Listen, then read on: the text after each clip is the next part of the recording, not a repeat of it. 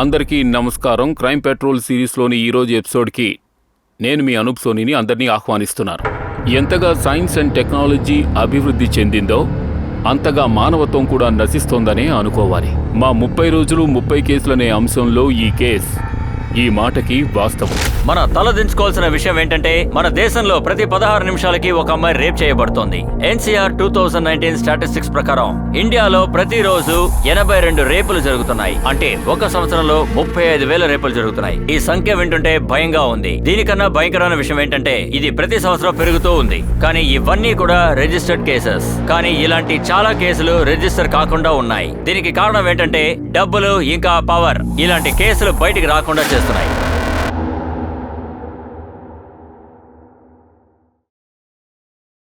ఏ బింజా, త్వరగా మజ్జిగ చేసి కడుపంతా మంటగా ఉంది. ఇంత చాట్ తింటే ఇలానే ఉంటుంది. మీరే చేసుకోండి, నాకు తలనొప్పిగా ఉంది. రోజంతా ఈ ల్యాప్టాప్ లోనే ఉంటాను. చేస్తావా ఆగు చూస్తాను. ఇందులో చదువుతున్నావా లేక చాటింగ్ గిట్టింగ్ ఏదైనా చేస్తున్నావా?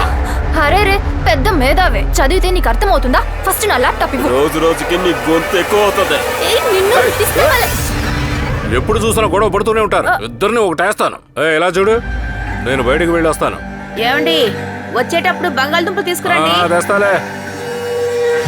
రే ఆగు, నువ్వెక్కడికి వెళ్తున్నావు? ఫ్రెండ్స్ ని కలిసి వస్తాను. ఎప్పుడు ఇదే గోలె. సరేమ్మా, నేను బయలుదేరుతాను. ఎక్కడికి వెళ్తావు? అరే, క్లాస్ మిస్ అయిందంటే చాలా కష్టమమ్మా. ఎలాగో అన్నయ్య నాన్న ఇంట్లో లేదు కదా, నేను వెళ్ళి త్వరగా వచ్చేస్తా.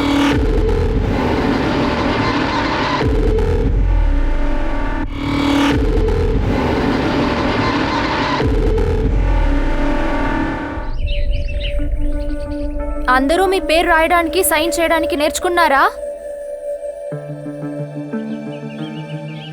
హరే, మిమ్మల్ని అడిగేది సైన్ చేయడం నేర్చుకున్నారా లేదా? ఏది అందరూ చూపించండి.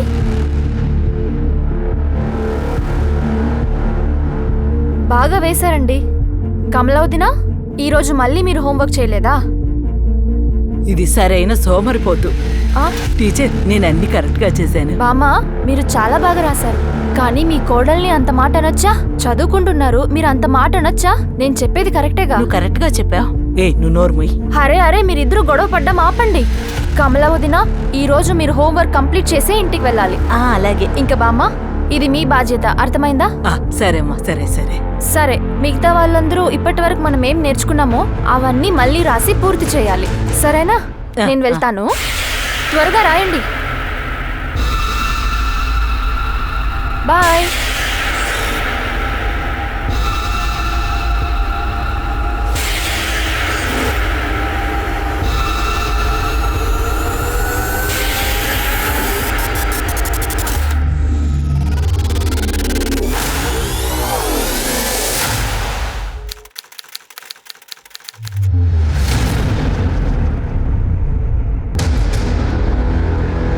అమ్మా, తను లేలా అక్క ఇంట్లో కూడా లేదు.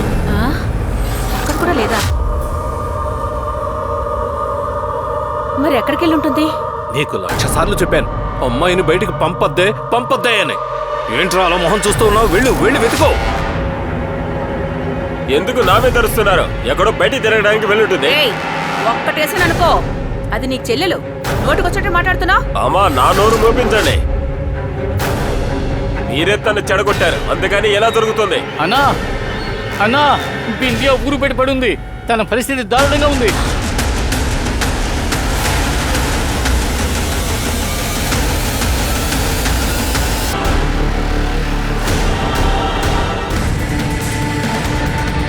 డాక్టర్ గారు, డాక్టర్ గారు, డాక్టర్ గారు రండి.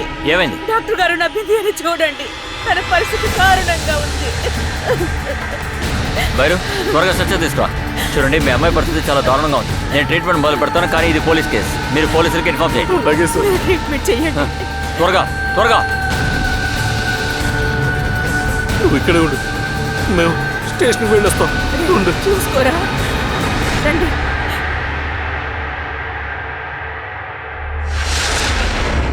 బలాత్కారం, మానభంగం చేశారు. మీకు ఎలా తెలుసు? సార్, నేను ఆడదాన్ని. చూసిన వెంటనే తనకేం జరిగిందో అర్థం చేసుకోగలను. తన ఇష్ట ప్రకారమే ఎవరితో అయినా పడుకుని ఉండొచ్చు కదా. ఏదో గొడవ జరుగుంటుంది, అందుకే రక్తం బయటకు వచ్చింది. ఏం మాట్లాడుతున్నారు మీరు? మా అమ్మాయి అలాంటిది కాదు. సార్, మీ బ్రేక్ఫాస్ట్ తీసుకోండి. ఈ రోజు గురువారం దుర్గాదేవికి ఉపవాసం ఉన్నాను. ఇవి తిని పాపం చేయమంటావా? తీసుకెళ్ళిపో. సార్ మిమ్మల్ని వేడుకుంటున్నాం, కంప్లైంట్ తీసుకోండి సార్, యాక్షన్ తీసుకోండి సార్. చూడడానికి అందంగానే ఉంది. నలుగురు అబ్బాయిని లైన్లో పెట్టి ఉంటుంది. సంతోషం కోసం, గిఫ్ట్ల కోసం మీరే దాన్ని లైన్లో పెట్టుంటారేమో కదా. లేదు సార్, లేదు. కాదు సార్. దయచేసి అలా మాట్లాడకండి సార్. మా బింద్య చాలా మంచి అమ్మాయి సార్. అరే కొత్త చెప్పులు రా, మురికి చేస్తావా ఏంటి? ఒరే సావు సార్ విషయం ఏమిటో వెళ్ళి చూడు. వెళ్ళు, అవసరమైతే అక్కడే స్టేట్మెంట్ తీసుకో. అలాగే సార్. రండి సార్, రండి. చూస్తుంటే రేప్ జరిగిందనిపిస్తోంది, కానీ ఇప్పుడు ఏది కూడా కన్ఫామ్గా చెప్పలేం. అమ్మాయి పరిస్థితి చాలా దారుణంగా ఉంది. ఇంటర్నల్ ఇంజురీస్ ఉన్నాయి, బాడీ అంతా గాయాలున్నాయి. ఈ అమ్మాయిని చాలా దారుణంగా కొట్టి టార్చర్ చేశారు. సరే డాక్టర్ గారు, స్టేట్మెంట్ తీసుకోవచ్చా? లేదు, ఇప్పుడు కుదరదు. డాక్టర్ గారు, ఎలాగైనా నా కూతురు ప్రాణాలు కాపాడండి సార్. ఇలా చూడండి, మీకు అర్థం కావట్లేదు. మాకు కావాల్సిన వసతులు ఏవి ఇక్కడ లేవు. మా వల్ల వీలైనంత వరకు ప్రయత్నిస్తున్నాం. మీ అమ్మాయిని కాపాడాలనే ప్రయత్నిస్తున్నాం. బాయ్ అమ్మా, అరగంటలో వచ్చేస్తాను. ఇంతసేపు తలనొప్పని చెప్పావు, ఇప్పుడు ఎక్కడికి వెళ్తున్నావు? అరే తలనొప్పిగానే ఉంది. అరే ఊర్లో ఉన్న వాళ్ళకందరికీ చదువు నేర్పించకుండానే ఉండగలనా? సరే సరే అమ్మ, నేను బయలుదేరుతున్నాను. అందరూ వెయిట్ చేస్తున్నా. Bye, love you. ఏ ఆగవే, నేను కూడా నీకు లవ్ యూ టూ. సరిగ్గా చెప్పానా? బాయ్. బాయ్. డాక్టర్ గారు, నేను మీ కాళ్ళు పట్టుకుంటాను. నా కూతుర్ని కాపాడండి. మేము ప్రయత్నిస్తామమ్మా. నా కూతుర్ని కాపాడండి. నిన్న రాత్రి హాస్పిటల్లో బలహీనమైన అమ్మాయి వాళ్ళ తల్లిదండ్రులు కాల్ చేశారు. వాళ్ళు వాళ్ళ అమ్మాయి కోసం న్యాయం మాత్రం అడగలేదు. వాళ్ళ అమ్మాయికి మంచి ట్రీట్మెంట్ ఇవ్వమని చెప్పి అడిగారు. నీకెన్నిసార్లు చెప్పాను నేను తాగుతున్నప్పుడు నా ఈ దగ్గరికి విషయం రావద్దని. మా న్యూస్ ఛానల్ కి అందింది. వాళ్ళ అమ్మగారు ఈ విషయాన్ని ఏంటి సమస్య బాధపడుతూ చెప్పనా? చెప్పారు.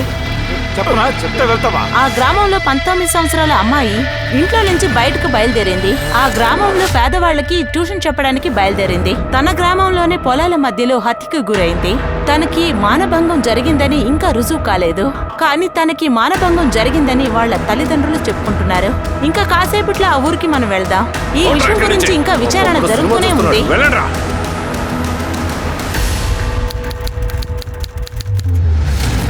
మా విద్య ఇంటర్ కాలేజ్ ఎగ్జామ్ లో ఆ ఊరికే నెంబర్ 1 గా వచ్చింది. గవర్నమెంట్ తనకి ఫ్రీగా ల్యాప్టాప్ కూడా ఇచ్చింది. ఆ అమ్మాయి చాలా తెలివైంది. ల్యాప్టాప్ నుంచి అందరు రైతులకి అప్పు ఇప్పిస్తుంది, తెలుసా మీకు? మదన్లాల్ గారు, మీ లోన్ అప్రూవల్ అయింది. మీరేం దిగులు పడద్దు. అమౌంట్ రేపు మీ అకౌంట్ లోకి ట్రాన్స్ఫర్ అవుద్ది. Thank you, thank you. అరే తాతయ్య, విద్య, నువ్వు నా టెన్షన్ ని ఎలాగో పోగొట్టావు. దేవుడు నిన్ను చల్లగా చూడాలి. తాతయ్య కంగ్రాచులేషన్స్. కాసేపటి ముందు మనకు దొరికిన విషయం ఏంటంటే ఇన్వెస్టిగేషన్ టీం దశ ఊరికి బయలుదేరారు.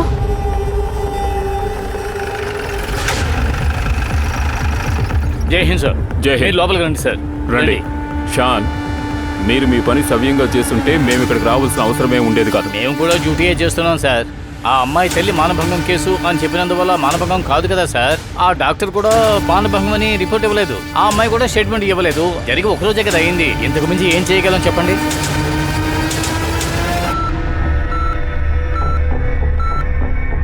మేము ఆ అమ్మాయిని కాపాడడానికే ప్రయత్నిస్తున్నాం. మీరు చూస్తున్నారు కదా, ఇది ఎంత పెద్ద హాస్పిటల్. ఆ అమ్మాయి పరిస్థితి చాలా దారుణంగా మారుతుంది. కడుపులో స్ప్లింగ్ బ్రేక్ అయింది, బ్లడ్ క్లాట్ అయింది. కడుపులో ఉన్న రక్తం క్లీన్ చేయడానికి మేము ఆపరేషన్ చేశాం, కానీ ఎలాంటి ప్రయోజనం లేదు. అమ్మాయి బతకడానికి ఛాన్సెస్ తక్కువనే చెప్పాలి.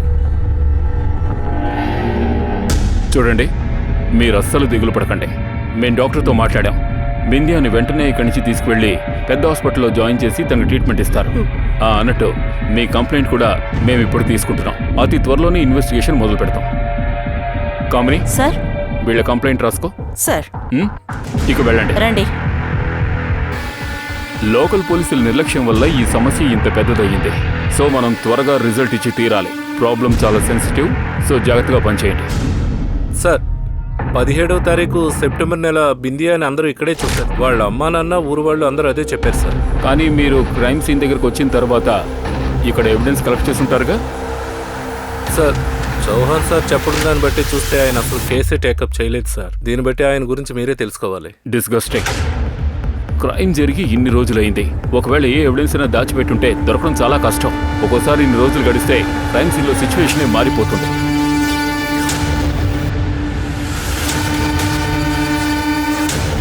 నిమిషం సార్, ఇక్కడ చూడండి. అది బ్లడ్ అనుకుంటా. అది బిందేది అయిండొచ్చు. అవును అయ్యుండొచ్చు, కానీ ఇంతే రక్తం ఉందేంటి? ఇంత రక్తమే ఉందంటే నమ్మలేకపోతున్నాను. ఒకవేళ తన్ని హింసించడం, రేప్ చేయడం ఇంకెక్కడైనా జరుగుతుంది. ఆ తర్వాత ఎవిడెన్స్ దొరకకుండా ఉండాలని తను ఎక్కడికి తీసుకొచ్చి పడేసి ఉంటారు. మనం ఆ ప్లేస్ ఏమిటో అతి త్వరగా కనుక్కోవాలి, లేదంటే అక్కడి నుంచి కూడా ఎవిడెన్స్ మిస్ అయ్యే అవకాశం ఉంది. సార్, ఈ కేసు ఇండియాలో పెద్ద హైప్ తీసుకొచ్చింది. ఇది చూసిన తర్వాత క్రిమినల్ పారిపోయి ఉండొచ్చు, లేకపోతే అండర్ గ్రౌండ్ లో ఉంటుండొచ్చు.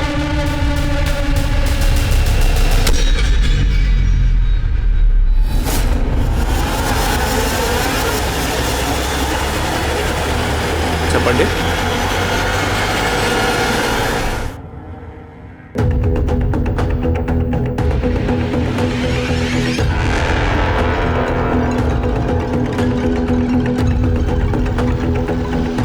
సుమిత్, సార్, ఇలారా. ఇక్కడ చూడు.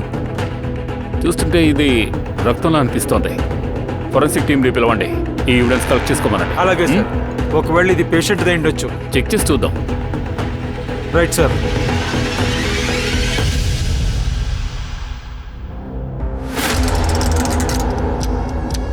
సుమిత్ సార్, అటు చూడు, సీసీటీవీ కెమెరా. దాని ఫుటేజ్ కలెక్ట్ చేయి. కొంచెం దూరంలో ఉంది, కానీ హెల్ప్ అవ్వచ్చు.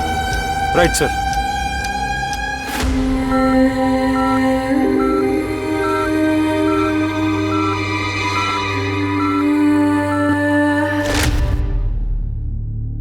అమ్మా, ఏం చేస్తున్నావమ్మా?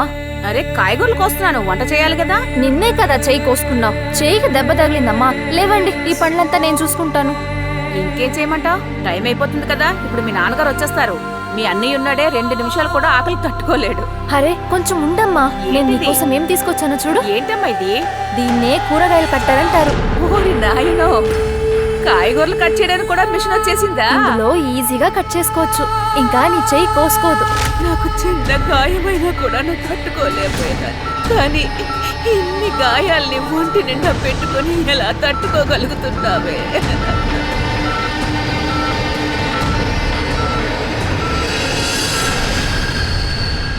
సార్, ఆ?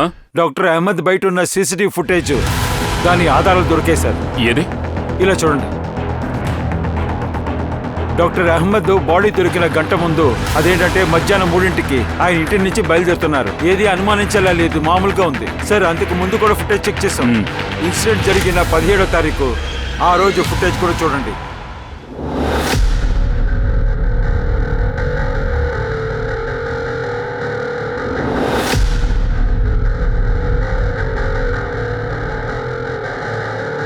సార్, ఎవరి మొహం క్లియర్గా కనిపించట్లేదు.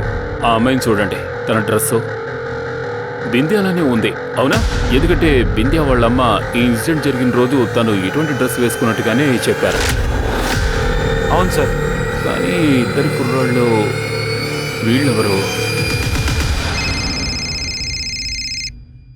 హలో, అలాగా? ఓకే, మేము వస్తున్నాం. పదండి, హాస్పిటల్కి వెళ్దాం. తనకి స్పృహ వచ్చిందట. సార్,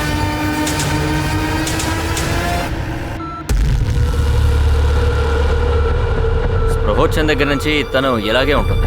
ఏ మూమెంట్ లేదు, బాడీలో మూమెంట్ లేదు, కంట్లో కూడా మూమెంట్ లేదు. Doctor can I? యా. బిందియా, అమ్మా బిందియా, నేను అడుగుతోంది నీకు వినిపిస్తుంటే ఆ రోజు ఏం జరిగిందో కాస్త చెప్పమ్మా.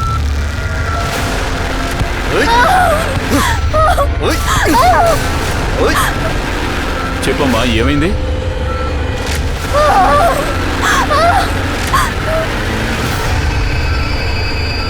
చెప్పమ్మా, ఆ రోజు ఏమైంది?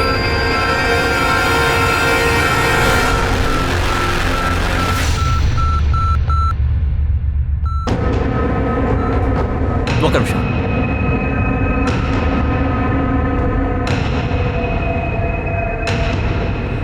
మళ్ళీ స్పృహ కోల్పోయింది. ఇలా చూడండి, తను మీ ప్రశ్నలకి సమాధానం చెప్పగలదో లేదో తెలియదు. ఫిజికల్ ఇంజరీస్తో పాటు మెంటల్ ట్రామా కూడా గురైంది. ప్రస్తుతానికి మనం బింద్యా వాళ్ళ పేరెంట్స్ కంప్లైంట్ తీసుకున్నాం, కానీ ఖచ్చితంగా చెప్పలేకపోతున్నాం తన్ని రేప్ చేశారో లేదో. సార్, బింద్యా వేసుకున్న డ్రెస్ లో ఒక క్లాత్ మిస్సింగ్, అది ఇంకా దొరకలేదు. మిగతా గుడ్డని ఫారెన్సిక్ పంపించాను. గుడ్. మొబైల్ డీటెయిల్స్ ఏమయ్యాయి? సార్, అది చెక్ చేసాం, కాల్ రికార్డ్స్ లో ఎలాంటి సస్పిషియస్ లేదు. మొబైల్ నెంబర్ పెట్టి చూస్తుంటే 2 కిలోమీటర్ల కన్నా ఎక్కువ తను వెళ్ళలేదు. అలాగా. ఇప్పుడు ఈ కేసు విషయంలో మన దగ్గర ఒక ఇన్ఫర్మేషన్ ఉంది. ఈ బింద్యా కేసుతో డాక్టర్ హేమంత్ కి ఏదో ఒక కనెక్షన్ ఉంది. ఎందుకంటే సంఘటన జరిగిన రోజు ఆ ఇద్దరు కుర్రాళ్ళు తన్ని హేమంత్ దగ్గరకే తీసుకొచ్చారు. ఎందుకు తీసుకొచ్చారు? ఏమై ఉంటుంది?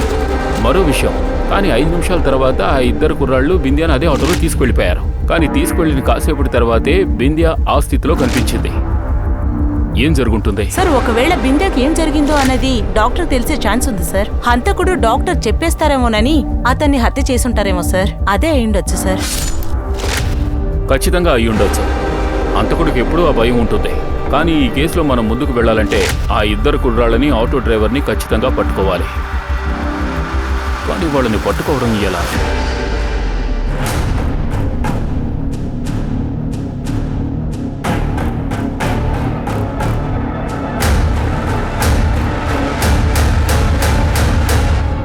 సుమిత్, ఆ ఇద్దరు కుర్రాళ్ళ దగ్గరకు వెళ్ళడానికి ఓ రూట్ ఉంది. డాక్టర్ ఇంటి బయట సీసీటీవీ ఫుటేజ్ ఉంది కదా, అది తీసుకురా. సార్,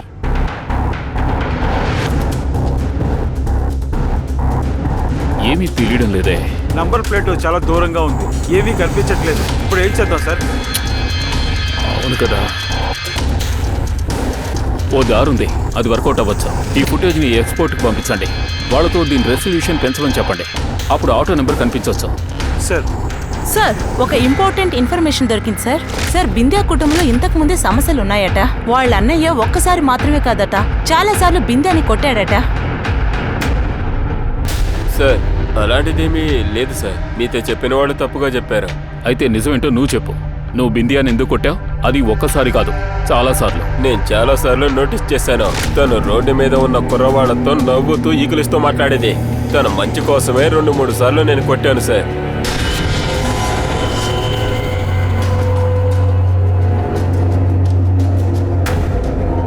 అన్నయ్య, అన్నయ్య ఏం చేస్తున్నావు? నీకేమైనా పిచ్చి పట్టిందా? వద్దు, ఆపు అన్నయ్య, ప్లీజ్ ఆపు. తగలపెట్టుకో.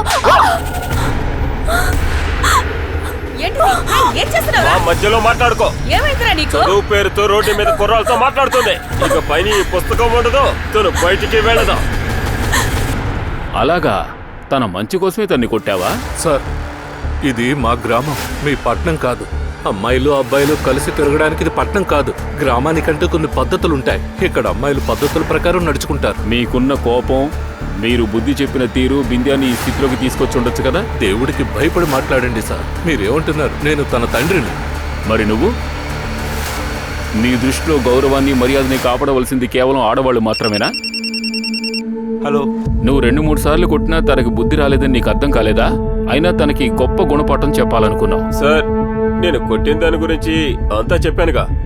నాకేం తెలీదు. ఈ విషయం కూడా నిజమే. నా చెల్లెల్ని ఈ పరిస్థితికి తీసుకొచ్చిన వాడిని ఎవరో కూడా మీరు పట్టుకోలేదు. ఇంకా మీరు మా మీద జులుం చూపిస్తున్నారు. సార్ సార్, ఆటో నెంబర్ మూలంగా డ్రైవర్ని ట్రేస్ చేస్తాం. లొకేషన్ కూడా తెలిసింది. ఈ ఆటో నీదేనా? అవును సార్, ఈ ఆటో నాదే.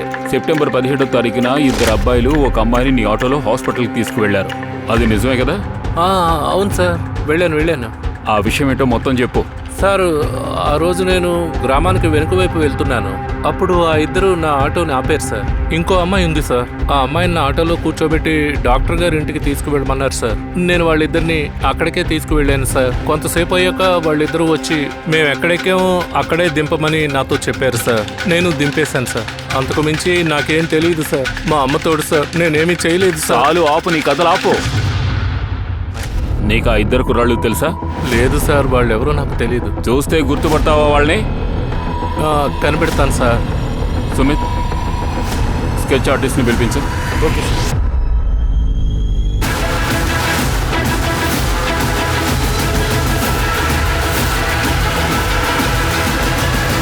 ఇలా చూడు, వీళ్ళెవరో తెలుసా నీకు? సార్, బాగా తెలుసు. ఈ ఇద్దరు ఎప్పుడు ఇక్కడే తిరుగుతుంటారు సార్. వాళ్ళొక రోజు మా ఇంట్లో తొక్కి చూస్తున్నారు. అలాగా? అవును సార్. వీళ్ళిద్దరూ ఎక్కడుంటారు? సార్, పక్క వీధిలో చివరిల్లు వాళ్ళదే. వాళ్ళు ఎప్పుడు చూసినా అక్కడే ఉంటారు సార్. ఓకే సార్, నా పేరు సుభాష్ జా. వీడు మోతి శుక్లా. ఏమైంది? అతనికి మాట్లాడడం చేత కదా? నువ్వు నోరు తెరిచి నీ పేరేంటో చెప్పుకోలేవా? సార్ నేను చెప్దామని అనుకున్నాను, ఈ లోపు వీడు చెప్పేశాడు.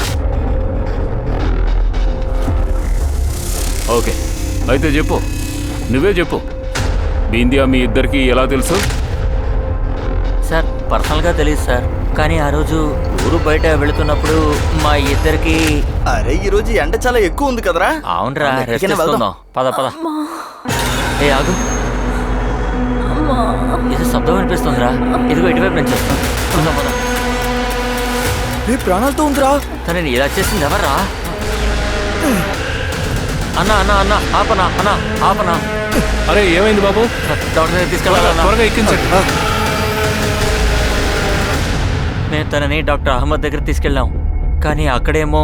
అరే ఇది నార్మల్ కేసు కాదు, ఎలా ట్రీట్మెంట్ చేయాలి చెప్పండి. ఈమె ఎవరో తెలియదు అంటున్నారు. ఫ్యామిలీ మనిషిని తీసుకురండి, లేదంటే హాస్పిటల్కి తీసుకెళ్ళండి. అనవసరంగా నేను ఇరుక్కోదలుచుకోలేదు. సరిపోయింది సార్, డాక్టరే కదా, ప్రమాణం చేశారు కదా, కాస్తైనా సిగ్గుపడండి. ఈ అమ్మాయి పరిస్థితి చూస్తున్నారు కదా, శవంలాగా ఉంది.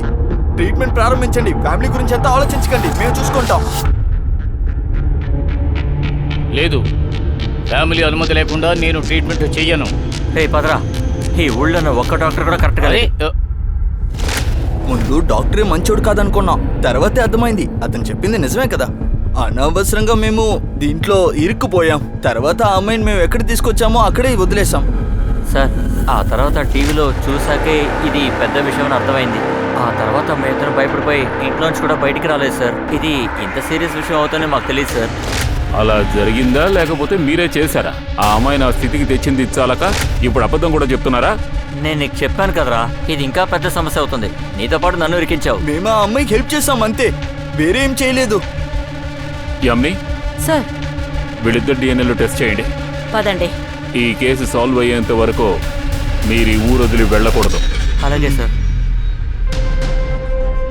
సార్ వీళ్ళిద్దరూ మంచోళ్ళో చెడ్డోళ్ళో అని చెప్పలేము. సుమిత్, వీళ్ళిద్దరి మీద ఒక కన్నేసి ఉంచు. అలాగే వీళ్ళు ఈ అమ్మాయిని ఎక్కడ ఆటోలో ఎక్కించారో ఆ ఏరియాకి వెళ్ళి వీళ్ళ గురించి ఎంక్వైరీ చేయి. ఏదో ఒక ఎవిడెన్స్ క్లూ దొరకొచ్చు. Okay sir.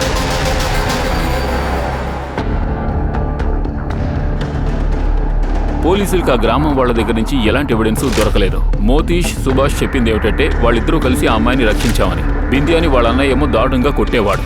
Sir sir Subhash Moti ఏ ఏరియా నుంచి ఆటో ఎక్కించారో అక్కడికి వెళ్ళి మేము చెక్ చేసాం. అక్కడ మనుషులు ఎవరు లేరు సార్, ఎవరు చూడలేదని చెప్తున్నారు సార్. అంటే ఈ మోతీ, సుభాష్లు చెప్పింది నిజమో అబద్ధమో కన్ఫర్మ్ అవ్వలేదన్నమాట. లేదు సార్. ఓకే, ఇద్దరి మీద ఓ కన్నేసి ఉంచు. సార్ ఆగండి. ఆ రోజు వాళ్ళ అన్నయ్య ఏం చెప్పాడు? బిందియా మగాళ్ళతో కలిసి మాట్లాడడం, తిరగడం తనకిష్టం లేదని కదా. వాడేమైనా దాస్తున్నాడా? విషయం ఇంకేమైనా ఉంటుందా? వేరే ఏమైంటుంది సార్? బింజాతో నాకు ఒకే ఒక సమస్య ఉండేది. ఊర్లో ఉన్న పోరంబొక్కులతో కూడా నవ్వుతూ మాట్లాడేది. అలాగే అమ్మకి సహాయం చేసేది, వంట చేసేది, అన్ని చేసేది. అంటే మీరు మాకు చెప్పాల్సిన ఇంకేం ముఖ్యమైన విషయమో లేదా? లేదు.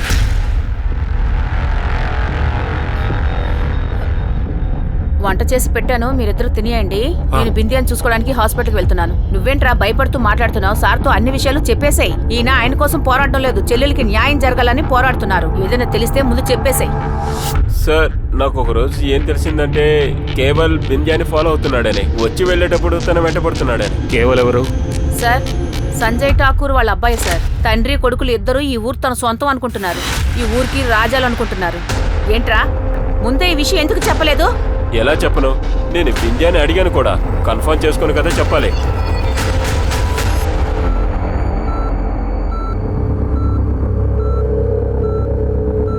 బిందియా, అమ్మా, నిన్న ఈ పరిస్థితికి కేవలే తీసుకొచ్చాడా? చెప్పు. కేవల్ ఠాగూరే కదా? ఏదో ఒకటి చెప్పు. విద్యా, నువ్వు భయపడుకో, మేం మీతో ఉన్నా, నీకేం కాదులే. కేవలం నిన్ను ఇలా చేశాడా చెప్పు? నిన్ను కొట్టాడా? నిన్ను బలవంతం చేశాడా?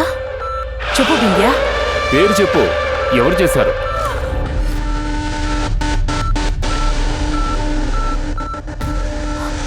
విద్యా, చెప్పమ్మా. కేవల్ ఠాగూరే కదా నిన్ను ఈ స్థితికి తీసుకొచ్చింది? చూడండి.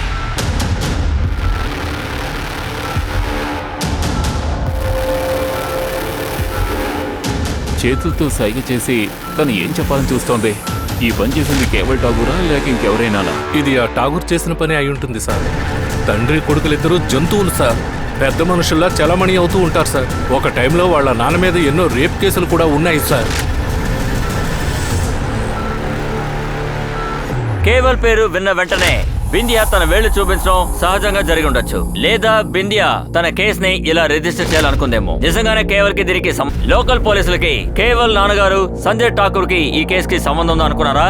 అందుకే పోలీసులు ఈ కేసుని రిజిస్టర్ చేయలేదు. లేదా ఈ కేసులో జాతి మతం అనే వేరే రకమైన సమస్యలున్నాయా? సుభాష్ ఇంకా మోతీ శుక్లా గాయపడిన బిందియాని ట్రీట్మెంట్ కోసం డాక్టర్ అహ్మద్ దగ్గరికి తీసుకెళ్లారు. తను చనిపోతే పర్వాలేదని అక్కడే ఎందుకు వదిలేశారు? గవర్నమెంట్ పోలీస్ కి, గవర్నమెంట్ హాస్పిటల్ కి ఎందుకు ఇన్ఫార్మ్ చేయలేదు? లేదంటే బిందియా హత్య వెనకాల వాళ్ళ అన్నయ్య హస్తం ఉందా? లేదా తన బిహేవియర్ బాలేదని అనుకున్నాడా? మనం చూద్దాం. సార్, మీరు నన్ను అనవసరంగా తీసుకొచ్చారు. నేనేం చేశాను? అది నువ్వే చెప్పాలి. ఏం చేసావు నువ్వు? బిందియా అక్కడ తిరుగుతున్నప్పుడల్లా నువ్వు గొడవ చేసేవాడివి కదా? ఏంటది? నేనేం చేయలేదు సార్. నేనెందుకు చేస్తాను? తనేమన్నా దేవత? నేనేమో అమ్మాయిలంట పడ్ను. అమ్మాయిలే నా వెంట పడుతూ ఉంటారు. నాకంతా తెలుసు. నన్ను ఇలా ఇరికియాలనుకుంటున్నారు కదా. నేను ఆ రోజు ఈ ఊర్లోనే లేను. నా ఫ్రెండ్ని కలవటానికి పాట్నా వెళ్ళాను. సాయంకాలం 5 గంటలకే నేను ఇక్కడికి వచ్చాను. ఈ కేసుకి నాకు ఎటువంటి సంబంధం లేదు. ఓకే, అయితే ఆ ఫ్రెండ్ పేరు, ఫోన్ నంబర్, అడ్రస్ చెబుతాను. అందులో ఏముంది? కానీ ఒక్క విషయం చెప్తున్నాను. ఇది ఎవరైతే చేశారో వాళ్ళని వెతకండి ముందు. అనవసరంగా నాతో మాట్లాడి టైం వేస్ట్ చేయకండి.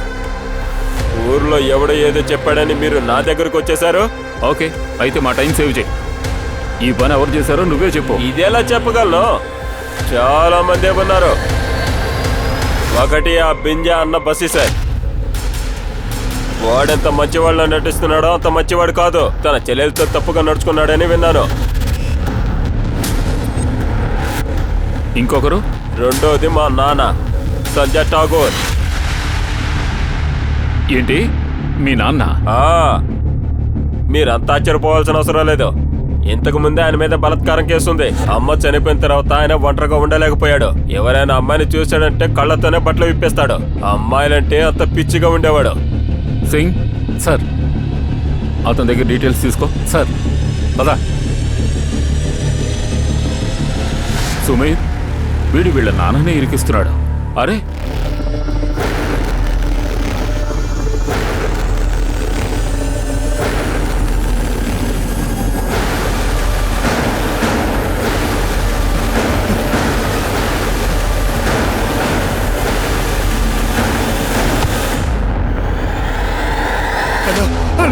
నేను చంపేకన్నా, దయచేసి నేను చంపే. దీపు ఆ రోజు వచ్చి నా దగ్గర సిగరెట్ కొనుక్కు వెళ్ళాడు సార్. ఇప్పుడు చూశాను అతని షర్ట్ మీద ఏదో ఎర్ర మరక ఉంది. అడిగితే ఏదో పెయింట్ పడింది అని చెప్పాడు. ఉందా? అవును సార్, అప్పుడే పడినట్టుగా అనిపించింది. కానీ ఒకటి చెప్పనా సార్, అది నాకు పెయింట్ లాగా అనిపించలేదు సార్. పెయింట్ అయితే వాసన వస్తుంది కదా సార్, కానీ దానికి ఇటువంటి వాసన రాలేదు సార్.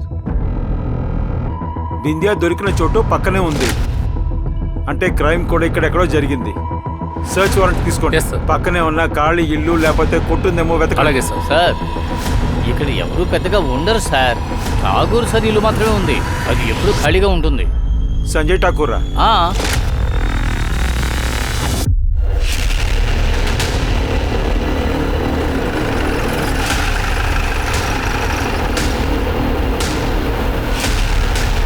సుమిత్, పగలగొట్టు.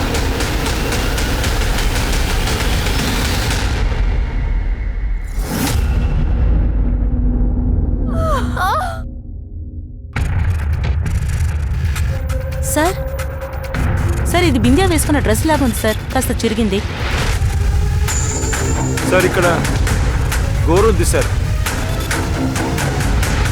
ఇంకా కొంచెం జుట్టు కూడా. అంటే బిందియా రేప్ ఇక్కడే జరిగింది. హలో,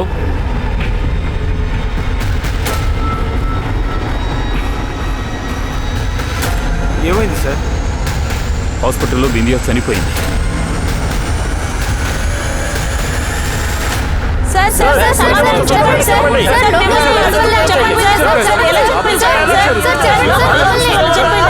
వీళ్ళందరూ బిందియా న్యాయం కోసం పోరాడుతూ ఉన్నారు. వాళ్ళ అమ్మ నాన్న ఇంకా చాలా బాధపడుతూ ఉన్నారు. ఎందుకంటే వాళ్ళ ఒక్కగాని ఒక్క కూతురు వారం రోజులుగా ప్రాణాలతో పోరాడుతూ ఉన్నారు. చావా బ్రతుకు అన్నట్టు పోరాడారు. ఇప్పుడు చివరికి ఆమె చనిపోయింది.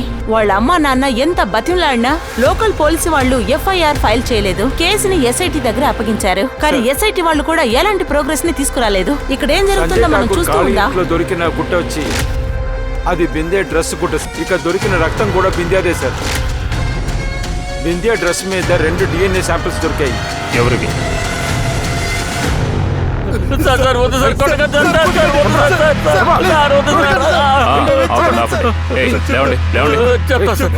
చెప్పండి. ఆ రోజు ట్యూషన్ చెప్పేసి బిందే ఇంటికి వస్తుంది. అప్పుడు దారిలోనే తన్ని మేము చూసాం. మీరు తీసుకున్న జాగ్రత్త ఎందుకో పనిచేయలేదు.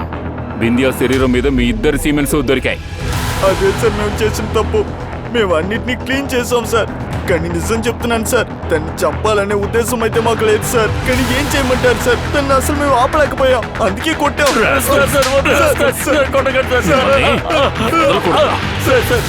తన పరిస్థితి చాలా దారుణంగా అవుతుంది. అందుకే మేము డాక్టర్ అహ్మద్ దగ్గర తన్ని తీసుకుని వెళ్ళాం. అదే జరిగింది సార్. సంజయ్ ఠాగూర్ ఖాళీ ఇల్లు తాళం వేసుంది.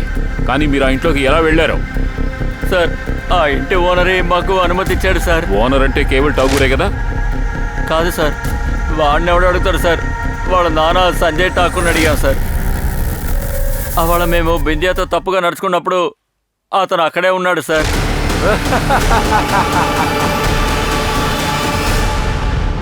మీకేమైనా పిచ్చి పట్టిందా? దీనికి నాకు ఎలాంటి సంబంధం లేదు. మోతీ సుభాష్లు నీ పేరే చెప్పారు. అయితే ఏంటి? ఆ వెధవలు ఎవరి పేరునే చెప్తారు. రేపు ఈయన పేరు కూడా చెప్తారు. ఇతను చేశాడంటే మీరు ఒప్పుకుంటారా? సుమిత్, సరే నేను ఒప్పుకుంటాను. ఒక విషయం చెప్పు, ఖాళీగా తాళం వేసున్న ఆ ఇంట్లోకి ఆ ఇద్దరు కుర్రాళ్ళు ఎలా వెళ్లారు? అది మీరు వాళ్ళనే అడగాల్సింది. వాళ్ళిద్దరూ గ్రామంలో దొంగతనం చేస్తూ ఉంటారు. నా తాళాన్ని తీసుకెళ్ళిపోయి ఉంటారు. ఏంటి ఇప్పుడు? అన్నట్టు నీ మీద కూడా 2 రేప్ కేసులు ఉన్నాయని విన్నా. 2 నుంచి నేను బయటకు వచ్చాను. ఆ విషయం మీకు తెలీదా? మీరు సిటీ నుంచి వచ్చారు కదా, గ్రామం గురించి అసలు మీకు ఏమీ తెలీదు. ఇక్కడ జాతి, మతం, డబ్బు గలవాడు, పేదవాడు అనేది జరుగుతూ ఉంటుంది. నాలాంటి డబ్బు గలవాడిని తక్కువగా చూపిస్తానికి ఎన్నో రకాల పన్నాగాలు పన్నుతూ ఉంటారు. కానీ ఏంటంటే అబద్ధం ఎక్కువ రోజు నించోదు. ఈ కేసు కూడా ఎక్కువ రోజులు నిలబడదు. ఏంటి అర్థమైందా? లేకపోతే మళ్ళీ చెప్పాలా మీకు? ఈ సంజయ్ ఠాగూర్ని ఎలాగైనా బొక్కలు వెయ్యాలి. కానీ వాడిని అరెస్ట్ చేయడానికి మన దగ్గర ఎవిడెన్స్ లేదు. సార్, ఆ ఇంట్లో దొరికిన గోర్లు జుట్టు సంజయ్ ఠాకూర్ డిఎన్ఏతో 50% మ్యాచ్ అవుతుంది. అంటే దీని అర్థం ఏంటి? కేవల్ ఠాగూర్తో ఆ డిఎన్ఏ 100% మ్యాచ్ అవుతుంది. అరే నన్ను తీసుకొచ్చారు. మీకు వేరే పనే లేదా? నేను ఖచ్చితంగా మీడియా దగ్గరికి వెళ్తాను. మిమ్మల్ని ఏం చేస్తానో చూడండి. చూడు పోలీస్, నీకెంత ధైర్యం ఉంటే నా కొడుకు మీద చేపెడతావు. అక్కడే ఆగో, ముందుకు రావద్దు. రేయ్, నీ పళ్ళు రాలగొట్టేస్తాను. చెప్పు, ఖాళీగా ఉన్న ఆ ఇంట్లోంచి నీ వెంట్రుకలు విరిగిన గోరుముక్క దొరికింది మాకు. అరే ఇప్పుడు ఇందులో ఏం కనిపెట్టారు? అది మా ఇల్లు. ఉంటాయి. కొన్ని రోజుల ముందు అక్కడ మరమ్మతులు చెప్పిద్దానే వెళ్ళాం. అక్కడ గోరు తీసుకొని పడేసి ఉంటాం. ఇంకా వెంట్రుకలు అంటారా? నన్ను లాక్కొచ్చిన లాగుడికి ఒక 10 వెంట్రుకలు ఇక్కడే పడిపోయాయి. దానికి కూడా ఏదైనా కేసు పెట్టండి. నీకు వ్యతిరేకంగా ఇంట్లో మాకు ఇన్ని ఎవిడెన్స్లు దొరికినా మేము నిన్ను అనుమానించకూడదు. అయితే మరి నువ్వు ఆ రోజు మీ నాన్నే బింద్యాన్ని రేప్ చేశారని ఎలా చెప్పావు? అరే నేను మా నాన్న గురించి చెప్పానా? ఆ బస్సు సార్ గురించి కూడా చెప్పానుగా. నేను మీతో చెప్పిందల్లా అందరినీ బాగా విచారించమనే. విన్నావా? నీ కొడుకు నీకే ఉరిశిక్ష వహించాలని చూస్తున్నాడు. అది మా ఇంటి విషయాలు. దాన్ని మేము చూసుకుంటాం. ప్రస్తుతం మీ విచారణ అయిపోతే మేము బయలుదేరతాం. ముందు ఆ వేలు కిందకు దించో. వెళ్ళు. పదా, నేను తర్వాత చూసుకుంటాను. ఇద్దరిని వదలకండి. వీళ్ళిద్దరికి ఒంటి మీద గాయాలు కనిపించకుండా కౌకు దెబ్బలు కొట్టండి. ఊళ్ళో వాళ్ళందరూ మంచి వాళ్ళు అనుకున్నారు. మా బుర్రలు తిరిగిపోతున్నాయి. వీళ్ళిద్దరు కళ్ళు విరగొట్టండి.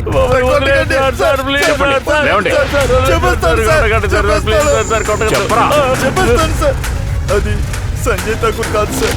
మేము చేసింది కేవల్ ఠాకూర్ చెప్పడం వల్లే. ఆ రోజు డాక్టర్ అహ్మద్ ఇంటి నుంచి బిర్యానీ తీసుకొస్తున్నప్పుడు అప్పుడు కేవల్ ఠాకూర్ ఊరు కాంపౌండర్ని ఫోన్ చేసి అక్కడికి రమ్మన్నాడు.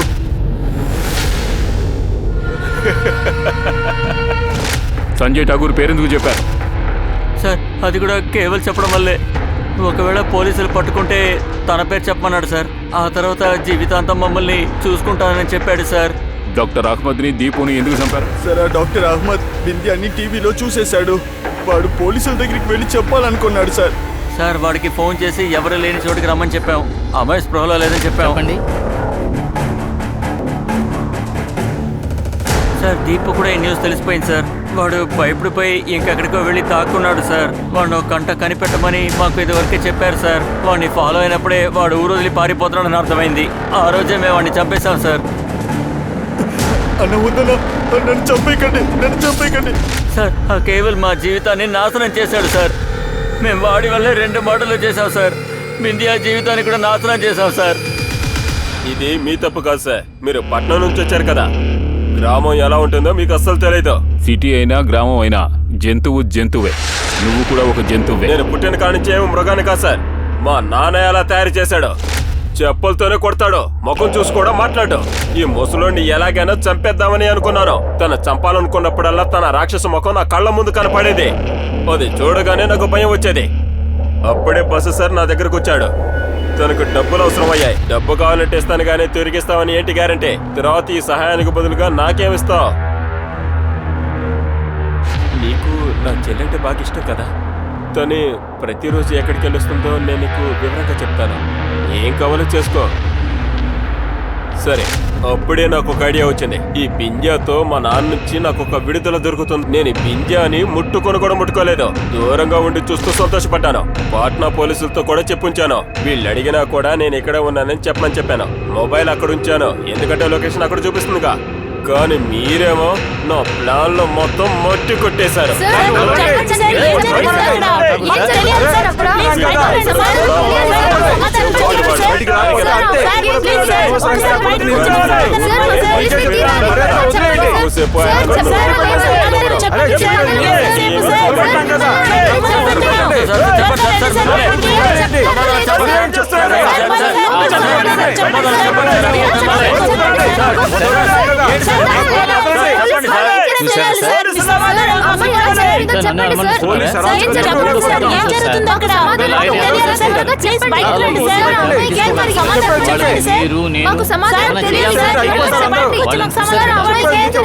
మనమే చేయాలి. ఈ చవాన్ లాంటి వాళ్ళకి అసలు పోలీసు ఉద్యోగం ఇచ్చింది ఎవరు? ఇలాంటి రాజకీయ నాయకుల్ని వెనకేసుకురావడానికి, కాకా పట్టడానికే వీళ్ళంతా ఉన్నారు. సార్, ఈ కేవల్ని మనం వదిలిపెట్టకూడదు. లేకపోతే విద్య మనకు అసలు దొరకదు. కోర్టులో స్టేట్మెంట్ లేకుండా పోతుంది, కేసు ఇక్కడే అయిపోతుంది. సార్, మనం ఏదో ఒకటి చేయాల్సిందే. రాస్కెల్, సిగ్గులేదా నీకు? అన్న వయ్యుండి సొంత చెల్లెల్ని ఎందుకు ఇలా చేశావు? తన ల్యాప్టాప్ కూడా అమ్మేశాం. సార్, నాకు అది డబ్బు చాలా అవసరమైంది సార్. డబ్బు అవసరమైంది?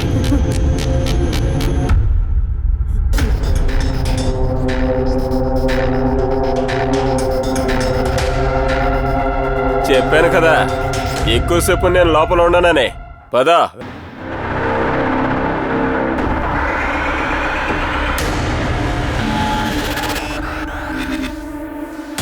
సార్, నేను సరెండర్ అవుతాను.